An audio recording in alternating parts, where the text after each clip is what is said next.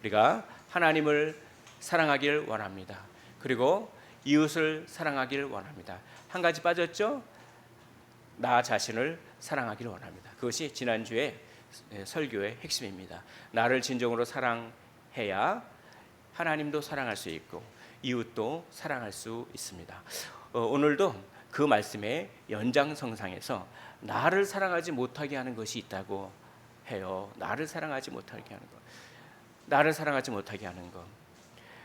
그것이 바로 지난주에는 낮은 자존감이라고 했는데 오늘 그것과 연결되는 주제를 다뤄보도록 하겠습니다. 바로 완벽주의 컴플렉스라고 하는 것이죠. 그게 나를 사랑하지 못하게 하는 거예요. 그래서 우리가 살면서 아주 크고 작은 그런 압박감에 시달립니다. 완벽에 대한 압박감, 그걸 느끼며 살아가죠. 그래서 특히 완벽주의적인 성향은 우리를 더 열심히 살게도 해요. 좋은 점도 있습니다. 그러나 결국에는 인생의 무거운 짐을 지우고 아주 깊은 우울과 무가치함으로 우리를 몰아넣는 것이죠. 나를 진정으로 사랑하지 못하게 되는 것입니다. 사랑하는 성도 여러분, 우리 주님은 여러분들이 여러분 자신을 진정으로 사랑하시기를 원하십니다. 여러분들이 여러분 자신을 비하하고 자기 멸시를 할 때 우리 주님은 슬퍼하십니다. 만약에 내 자녀가 있는데 내 자녀가 자기 자신에게 나는 나쁜 놈이야, 나는 안 돼, 그러고 다니면 부모가 좋겠습니까? 마찬가지로 우리 주님은 우리 자신을 진정으로 사랑하시기를 원하시는 것이죠. 그것을 방해하는 것 중에 하나가 완벽에 대한 압박감이라고 하는 것이죠. 이 완벽주의자들이 보이는 증상을 먼저 말씀드리겠습니다. 몇 가지가 있는데요. 완벽주의자들은 내가 꼭 잘해야 한다는 무서운 압박감이 있습니다. 그래서 나는 만족할 만큼 잘하지 못했다고 느끼는 감정이 항상 있고, 이 실수를 용납할 줄 알아야 되는데요, 실수를 용납하지 못하는 거죠. 그래가지고 이런 압박감 때문에 나 자신에 대해서 낮은 자존감과 자기를 멸시하는 감정에 사로잡히게 되는 것입니다. 그리고 타인의 실수도 그냥 넘어가는 법이 없습니다. 그리고 하나님에 대해서도 하나님이 진정 나를 기뻐하실까? 나를 기뻐하지 않을 거야. 왜냐하면 나는 완벽하지 않기 때문에 라고 생각하는 겁니다. 그래서 이 반드시 잘해야 하는 느낌 때문에 자기를 멸시하는 태도가 생기고, 그래서 불안합니다. 불안해서 지나치게 예민합니다. 지나치게 예민한 양심이 있는 것이죠. 그래서 조금만 이 양심 지나치게 예민해요. 이런 민감한 양심 때문에 강박과 율법주의에 빠지게 됩니다. 외적인 것을 지나치게 강조하고 규칙과 규제 사항을 지나치게 세웁니다. 그래서 다른 사람이 자신에 대해 어떻게 생각하는가에 대해서 매우 예민합니다. 타인의 인정과 칭찬을 절실하게 요구하며 타인의 의견이나 평가에 쉽게 영향을 받습니다. 그래서 항상 하라는 것과 하지 말라는 것들이 쌓이고, 더 많은 사람을 내가 기쁘게 해야 한다는 압박감 때문에 그 짐은 계속 불어납니다. 이런 가운데 마음속에 분노가 생깁니다. 왜냐? 만족을 못하거든요. 분노가 생겨요. 꼭 해야 하는 일에 대해서 적개심이 생기고, 자기에 대해서 적개심이 생기고, 타인에 대해서 적개심이 생기고, 가장 슬픈 것은 하나님께 대해서 반발하는 적개심을 갖게 되는 것입니다. 하나님은 자기를 받아주지 않는 분이라고 하면서 말입니다. 분노는 적절하게 표현되지 않으면 파괴적이고 왜곡된 방식으로 표출됩니다. 그래서 과격한 방식으로 분노가 표출되거나 아니면 냉담해지죠. 우울감과 무기력증에 빠지게 되는 것입니다. 삶이 와해되고 마는 것이죠. 이런 파괴적인 모습이 바로 완벽주의가 보이는 현상입니다. 제가 다시 한번 5가지로 정리를 해보겠습니다. 꼭 잘해야 한다는 압박감, 낮은 자존심과 자기멸시, 3번째 불안과 예민한 양심, 4번째 강박과 율법주의, 5번째 분노와 무기력증, 이것이 내 자신을 사랑하지 못하게 하는 마귀가 주는 것이죠. 이런 것들을 치료하시기를 원합니다.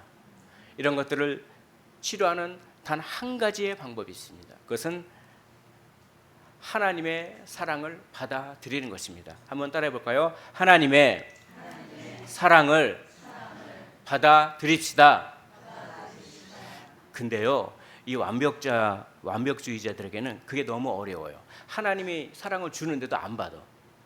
사랑을 주는데 왜 그걸 사랑을 안 받죠? 못 받죠? 아니, 안 받는 게 아니라 못 받아.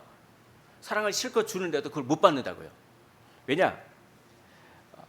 잘못된 믿음 때문에 그래. 하나님은 완벽하지 않은 나를 받아주지 않을 거야. 잘못된 믿음 때문에. 사랑을 주는데도 못 받는다니까요. 사랑을 받아야 치료가 되는데. 그러면 어떻게 하면 하나님의 사랑을 있는 그대로 받을 수 있을까요? 이 받을 줄 아는 것도 능력입니다. 자꾸 못 받아. 주는데도 못 받아. 그건 능력이 아니에요. 어떻게 하면 하나님의 사랑을 받을 수 있을까요? 세 가지의 치료 방법이 있습니다. 먼저 첫 번째, 하나님께 자신의 실제 모습으로 나아오시기를 원합니다. 한번 따라해 볼까요? 하나님께 자신의 실제 모습으로 나옵시다. 이 완벽주의자들에게는 두 가지 모습이 있습니다. 하나는 슈퍼에고, 슈퍼유, 그렇죠? 초인적 자신. 하나는 리얼 유, 실제적 자신. 이 두 가지의 모습으로 살고 있어요. 그래서 초인적 자신은 뭐냐면 타인에게 사랑과 인정을 받고자 이상적인 자기 자신을 그리는 겁니다. 그래서 거짓으로 꾸며낸 이미지, 그걸 하나 갖고 있어요. 그리고 이 초인적 자신 외에 실제적 자신은 죄와 실수와 약점이 아주 있는 실제 자신의 모습인 거죠. 근데 이 완벽주의자들은 하나님께 나아갈 때도, 기도할 때도 실제 모습으로 솔직하게 기도하지 않고 이상적인 모습, 초인적 자신으로 하나님께 나아갑니다. 치료가 안 돼요. 가면을 쓴 채로 나아가는 거죠. 기도할 때도 실제 모습을 하나님께 고백하지 않고 이상화된 자기 자신을 고백합니다. 그러니까 치료가 안 되는 거예요. 그러니까 치료의 핵심은 내 모습 이대로 주여 받아 주옵소서라고 하는 마음으로 실제적인 자기 자신의 모습으로 하나님께 나아갈 때 자기를 진정 사랑할 수 있는 치료가 시작되는 것입니다. 자, 두 번째, 하나님의 사랑을 잘 받기 위해서 두 번째 해야 할 일이 무엇인가? 자, 믿음을 가져야 된다는 것입니다. 어떤 믿음? 하나님은 우리의 이상적인 모습이 아닌 우리의 실제 모습을 하나님이 받아 주신다는 믿음을 가질 때 치료가 생기는 것입니다. 한번 따라해 볼까요? 하나님은 이상적인 모습이 아닌 실제 모습을 받아 주십니다. 믿으십니까? 아멘. 이 믿음이 중요한 거예요. 근데 완벽주의자들은 이 믿음 갖기가 어려워요. 이게 참 쉽지 않다니까요.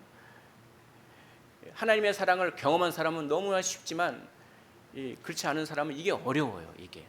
근데 왜 실제의 모습을 하나님께 고백하지 못하고 자꾸 좋은 모습만 하나님께, 이상적인 모습만 하나님께 고백하려고 할까? 왜 그런 게 생겼을까요? 왜?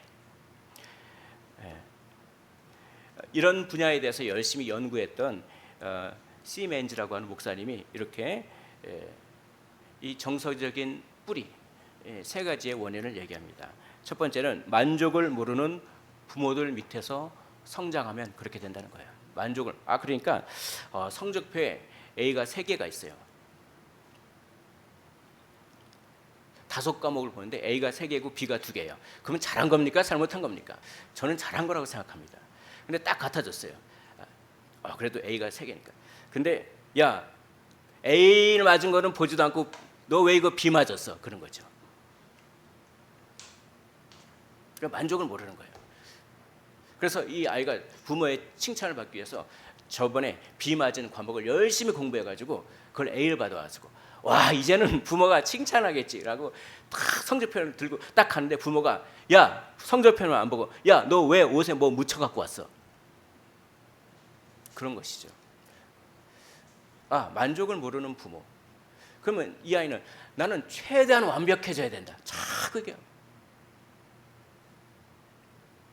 자, 그래서 부모의 요구를 완벽하게 성취하지 못했다라고 하는 죄책감과 형벌에 대한 두려움이 따르게 되는 것입니다. 두 번째, 왜 하나님의 사랑을 주는 사랑을 받지도 못할까요? 두 번째, 예측할 수 없는 가정의 분위기입니다. 참 이 찰스 디킨스라고 하는 소설가가 이런 말을 해요. 어떤 말을 하냐면 어린아이들의 세계에서는 다른 무엇보다도 불의를 경험하는 것이 가장 큰 괴로움이다라고 합니다. 불의를 언제 경험하느냐? 기준을 모를 때 경험하는 겁니다. 기준을 모를 때. 그러니까 예측할 수 없는 가정의 분위기에서 아이들은 불의를 경험하는 겁니다. 기준을 몰라요. 부모가 감정을 조절할 수 없어요. 그래서 감정을 조절하지 못하니까 그 자녀가 부모가 자기가 어떻게 대할 줄을 예측을 못하는 겁니다. 그러니까 어떨 때는 자기가 기분이 좋을 때는 잘못된 일을 잘못했어도 막 칭찬해줘. 자기가 기분이 나쁠 때는 잘한 일도 막 화내. 그럼 기준을 애가 혼란스러워. 무엇이 의이고 무엇이 불의인지 기준이 없어요. 그래서 항상 불안해요. 부모가 나를 어떻게 대할지 절대로 예측을 못합니다. 그래서 그게 아이들에게는 굉장히 충격이죠. 내가 어떤 기준으로 행동해야 부모가 칭찬하고 이렇게 할 때는 책망이고 이렇게 할 때는 칭찬이고 기준이 분명해야 되는데 그게 모르니까 늘 불안해요. 그리고 내가 뭘 잘못했나를 늘 질문하게 됩니다. 정죄감과 죄의식이 너무 커서 하나님을 의지하는 일이 매우 어려웠던 어떤 성도가 상담을 해옵니다. 자기는 하나님을 의지하고 싶고 하나님을 믿고 싶고 하나님을 사랑하고 싶은데 하나님의 사랑이 느껴지지 않고 자꾸 정죄감만 들고 그래서 상담을 하는데 그 목사님한테 이렇게 얘기하는 거예요. 저는 부모님이 저를 껴안아 주실지 혹은 때릴지 전혀 알지 못했습니다. 그리고 양쪽 경우에 다 왜 그렇게 하셨는지 이유를 알 수 없었습니다. 이렇게 얘기하는 거예요. 그분의 아버지는 술을 너무나 좋아하셨고 어머니는 평소에는 아주 조용하고 부드러웠습니다. 그러나 언제 폭발할지 모르는 휴화산 같았다. 이렇게 고백합니다. 예측을 할 수 없는 것이죠. 항상 마음의 준비를 하고 있어요. 항상. 이 완벽주의 컴플렉스가 되는 것이죠. 이 시미엔즈 목사님이 이렇게 얘기합니다. 부모들이 반드시 기억해야 할 사실은 부모들이 무엇을 가르쳤냐도 중요하지만 자녀들이 무엇을 받아들였느냐도 중요한 것이다. 부모는 내가 잘 가르쳐야지라고 하는 생각만 합니다. 내가 좋은 걸 가르치고 잘 가르쳐야지라고 하는 생각만 합니다. 그런데 그 생각만 하지 말고 자녀는 무엇을 받아들였느냐, 자녀는 어떻게 받아들였느냐도 생각해야 된다는 것이죠. 아이가 받은 가르침과 그에게 전달될 실제 내용이 정반대라면 이로 인해 매우 큰 갈등이 생긴다라고 분석하고 있습니다. 세 번째, 왜 그렇게 완벽주의 컴플렉스에 빠지게 될까요?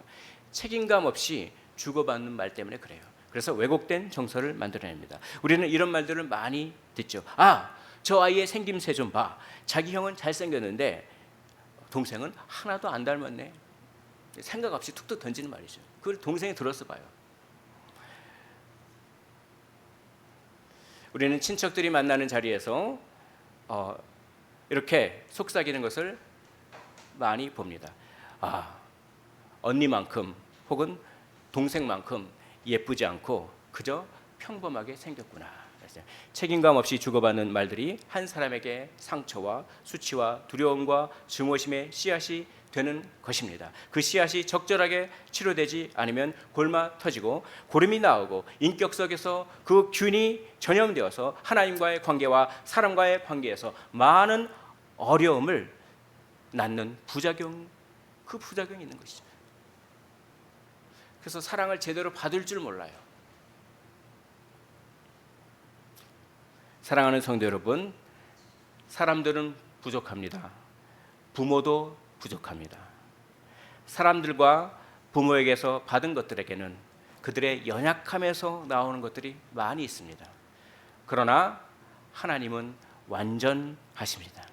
그분은 진리 자체이시고 그분의 사랑에는 연약함이라고 하는 것이 아예 존재하지 않습니다. 사람들이 연약하고 부모가 연약하다고 해서 하나님도 연약할 거라고 하는 생각은 사탄이 주는 생각입니다. 사람에 대한 실망 때문에 하나님을 온전히 믿지 않으려 하는 생각을 이기기 위해 사람을 통해 하나님을 상상하는 것이 아니라, 물론 사람을 통해서, 우리의 모습을 통해서 하나님을 볼 수 있어야 되지만, 그렇죠? 더 중요한 것은 사람을 통해 하나님을 상상하는 것이 아니라 기록된 말씀을 통해 하나님을 바라보시기를 원합니다. 기록된 말씀은 하나님을 어떤 분이라고 말씀합니까? 하나님은 죄인된 우리를 그 자체로 사랑하시고 기뻐하시는 분이라고 기록된 말씀을, 하나님을 그렇게 소개합니다. 이게 기록된 말씀입니다. 이게 진리인 것입니다. 이게 진실인 것입니다. 로마서 5장 6절에 우리가 아직 연약할 때 기약대로 그리스도께서 경건하지 않은 자를 위하여 죽으셨도다. 우리가 연약할 때 연약한 모습 그대로를 하나님께서는 사랑하셔서 자기 아들의 목숨을 죽이셨다는 것입니다. 로마서 5장 8절 말씀은 우리가 아직 죄인 되었을 때, 우리가 완벽해졌을 때가 아니라 아직 죄인으로 있는 그 상태 그대로 그리스도께서 우리를 위하여 죽으심으로 하나님께서 우리에 대한 자기의 사랑을 확증하셨느니라. 아멘. 그러므로 우리의 실제 모습을 하나님은 받아주신다라고 하는 그 믿음을 가지시기를 원합니다. 사람의 모습이 아니라, 내 느낌과 감정이 아니라 기록된 하나님의 말씀을 붙잡으시기를 원합니다. 그리고 세 번째, 완벽주의자가 치료받기 위해서 해야 될 세 번째, 이것이 굉장히 중요합니다. 그것은 바로 분노를 표현하는 것입니다. 실제의 모습으로 내가 나아갈 때 그때도 하나님께서 나를 받아주신다라고 하는 그 믿음은 성경을 읽어서 생깁니다. 그러나 성경을 읽기만 해서는 좀 거기에 뭔가를 더 해야 돼요. 왜냐하면 성경을 읽어도 성경이 받아들여지지 않기 때문에 그렇습니다. 뭘 해야 될까요? 분노를 표출해야 되는 것입니다. 여러분, 표현하지 않으면 절대로 치료될 수가 없습니다. 사람이 실망감을 안겨주더라도 그것과 상관없이 기록된 말씀을 의지하여 하나님을 믿고 자신의 실제 모습으로 하나님께 나아가야 됩니다. 이걸 머리로는 압니다. 그러나 이것을 실천하기는 매우 힘듭니다. 왜냐하면 내 마음속에 깊이 자리 잡고 있는 완벽주의가 힘이 세서 그렇습니다. 그래서 하나님의 은혜와 사랑을 받아 누리게 하는 그 믿음을 흩어버립니다. 성경을 읽어도 믿음이 흩어지는 거예요. 그러므로 말씀을 읽고 그 말씀을 의지하면서 동시에 완벽주의에 힘을 빼는 일도 해야 합니다. 완벽주의의 힘을 어떻게 뺄까요? 표현하면 힘이 빠져요. 꿀먹은 벙어리가 되면 계속 분노가 쌓입니다. 슬픔이 쌓여요. 그러나 표현하면 힘이 빠지는 것입니다. 표현하시길 원합니다. 표현해야 돼요. 표현해야 치료됩니다. 특히 분노를 표현해야 되죠. 왜냐하면 아까 우울증이 원인이 되는 그 완벽주의의 여러 가지 현상이 있었죠. 무서운 압박감과 자기 멸시와 불안과 예민한 양심과 강박과 율법주의와 이 모든 것들이 다 어디로 수렴합니까? 분노로 수렴해요. 분노로. 그러니까 분노를 표현해야 돼요. 그래야 완벽주의의 힘이 빠지는 것입니다. 이 항상 부족하다고 느끼면서 적개심이 우리 마음 가운데 부글부글 끓고 있습니다. 마치 부대찌개가 냄비 안에서 부글부글 끓고 있듯이. 이것이 과격하게 표출되거나 아니면 마음의 냉랭함이나 무기력증으로 표출되면서 삶이 무너질 수 있게 됩니다. 그러므로 분노를 잘 표현해야 되는데, 여러분, 분노라고 하는 감정은 죄가 아닙니다. 분노라고 하는 감정 자체는 죄가 아니에요. 분노라고 하는 감정 자체는 악에 대한 격렬한 반응이요, 분노는 정의를 강하게 추구할 때 생기는 어떤 감정입니다. 이게 옳은데 왜 옳지 않는 행동을 하냐 이거죠. 그래서 분노가 생기는 거죠. 분노라는 감정 자체는 죄가 아니지만, 그러나 분노의 동기와 그 표현 방식은 얼마든지 죄가 될 수 있습니다.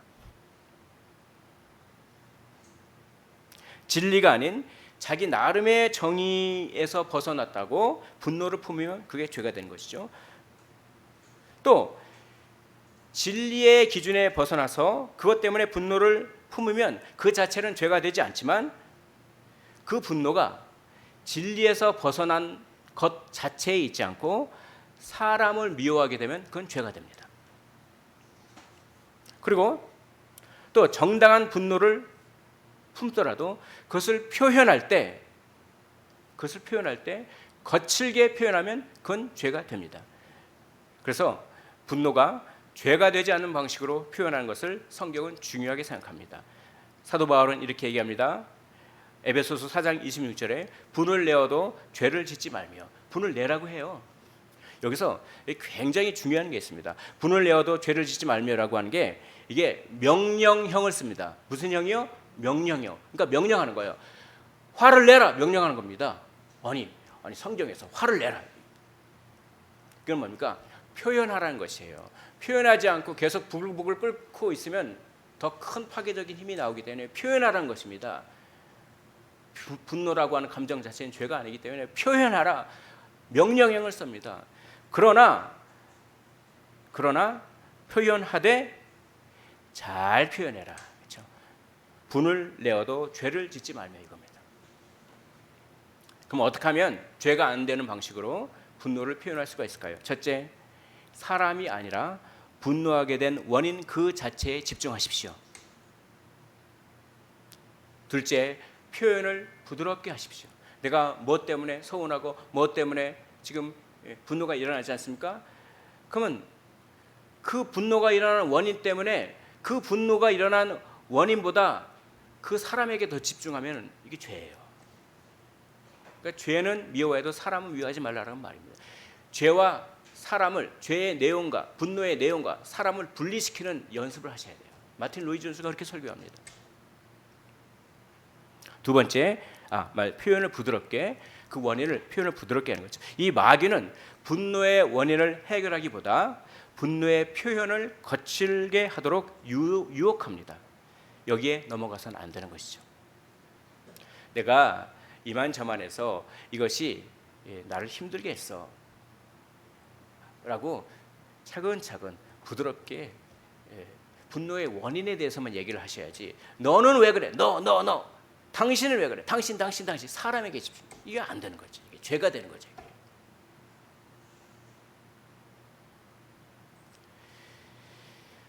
분노를 표현하기 전에 심호흡을 하고 주님께 기도하는 습관이 매우 도움이 됩니다. 셋째, 분노를 죄가 되지 않게 표현하는 방식은 그 분노가 자기 연민과 원망으로 이어지도록 하는 것입니다. 마귀는 분노를 이용합니다. 분노를 이용해서 이것을 목표로 하고 있습니다. 무엇을요? 그 분노 때문에 자기 원망하고 비통에 빠지고 슬픔에 빠지고, 그래서 하나님의 사랑을 받아들이지 못하게 하는 것이 바로 분노를 통한 마귀의 목표다. 이거를 기억하셨으면 좋겠습니다. 분노가 비통으로, 분노가 원망으로 이어지지 않게 하는 것입니다. 내가 분노가 일어나는 원인이 있으면 그 원인만 쏙 빼서 그거를 부드럽게 표현해서 그 원인만 해결하면 되지, 그 원인은 나중에는 그 원인은 제쳐주고 괜히 내가 비통해하고 내가 슬퍼지고 괜히 그 사람에게 집중하고, 그거는 전부 마귀가 좋아하는 짓이고, 그것은 분노를 제대로 표현하지 못하는 것입니다. 분노를 제대로 표현할 때 완벽주의의 힘이 빠지면서 하나님의 사랑을 받을 수 있는 마음의 공간이 생깁니다. 공간이 생겨요. 이 마음의 공간이 없으신 분들이 있어요. 마음의 공간이 없으면 하나님의 말씀도 툭툭 튕겨서 나갑니다. 마음이 열고 마음이 공간이 있어야죠. 그래서 그 공간 속으로 하나님의 말씀이 들어오죠. 바로 이런 것인 거죠. 먼저 하나님께 표현하시고 사람에게 표현하십시오. 말이 없으면 상상력이 그 말을 대체합니다. 인간의 상상력이란 대개 다 극단주의의 상상력으로 수렴하게 되는 것이죠. 그러니까 표현하실 때 분노의 원인이 되는 것만 싹 뽑아서 부드럽게 표현하라고 성경은 명령합니다. 그래서 어떻게 압박감을, 그렇죠? 압박감, 강박감, 율법주의, 그렇죠? 완벽주의, 이거를 힘을 싹 빼는 거죠. 그럼 하나님의 사랑을 많이 받을 수가 있어요. 그럼 치료가 일어나요. 치료가 무기력증을 이겨낼 수 있습니다. 슬픔을 이겨낼 수 있습니다.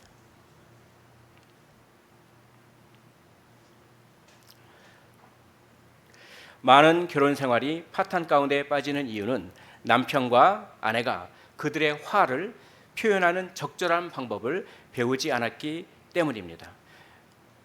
그들은 깊게 쌓인 감정의 도가니를 뚜껑으로 꽉 막아놓고 그것을 서서히 덮어가며 수천 가지의 미묘한 상상력과 방법으로 상대방과 감정의 대립을 합니다. 부모와 자녀와의 관계도 마찬가지죠. 사람과 사람과의 관계도 마찬가지입니다. 분노는 하나님께서 허락하신 감정입니다. 이것은 우리의 인격 속에서 심어진 하나님의 형상의 일부입니다. 그러므로 이것은 반드시 건설적인 목적으로 사용되어야만 합니다.